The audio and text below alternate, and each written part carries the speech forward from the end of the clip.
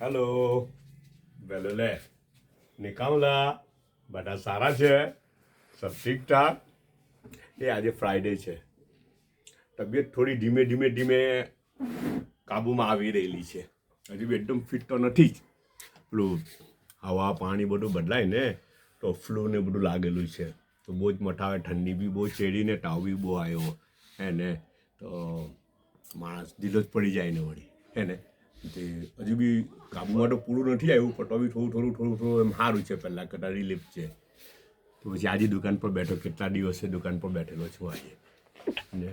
મમ્મદ કંઈ આઉટ સિટીનું કામ મૂકતો મમ્મદને out city મોકલો ને હું દુકાન પર બેઠો તો પછી નાસ્તો એ લોકોએ શું કર્યું ખબર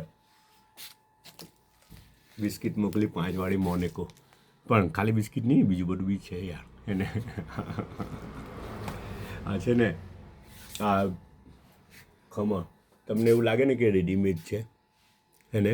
લારી પરથી લીધેલું હોય કે દુકાન પરથી લીધેલું હોય એવું લાગે ને લુક તો એવો છે કે આમ ભાઈ પ્રોફેશનલ જેવું લાગે પણ ખરેખર રેડીમેડ નહીં મળે ઘરમાં બનાવેલું છે ને મુનમુને ચેક કરવા સારું બનાવેલું ને મને એવું કીધું કે જેવું હોય તેવું ખાઈ લેવાનું બિસ્મિલ્લા બોલીને એમ કે ભાઈ તો હવે કે પહેલી વખત ટ્રાય કરવા સારું બનાવેલું છે તો પછી એમ તેમ ઊંચ નીચ હોઈ શકે એને તો સારું ને તો કોશિશ કરે તો જ ખાય ને કોશિશ જ નહીં કરું ને આપણને એવું લાગે કે બગાડ થાય બગડી જાય હે ને તો પછી તો તે ખાય જ નહીં ને કંઈ બી યાર એટલે કોઈ બી વસ્તુ સ્ટાર્ટિંગમાં તો બગાડ થવાનો જ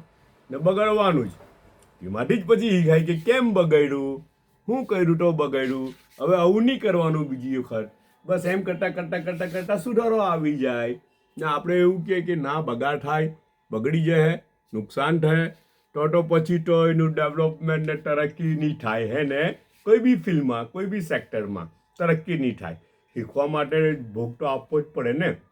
જી તો સારું છે જરા આટો વધારે લાગી રહેલો છે અંદર આટા જેવું એટલે હજી જરા પેલું બોઇલ થવાનું જોઈએ ને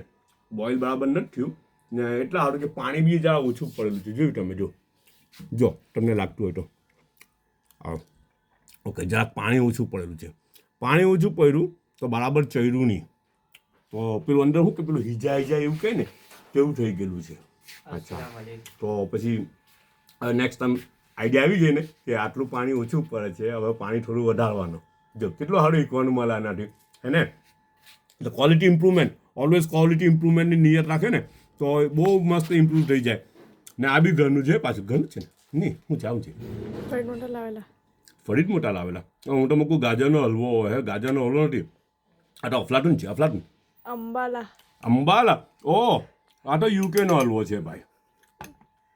યુકેનો અંબાલા હલવો છે હે ને નાસ્તામાં યુકેનો અંબાલા હલવો ખાવાનો મળે તો કેવું નસીબદાર કહેવાય ને ચાયનો એક મગ છે બધા પોતાનો ખ્યાલ રાખજો પાછા મળું ઇન્શાલ્લાહ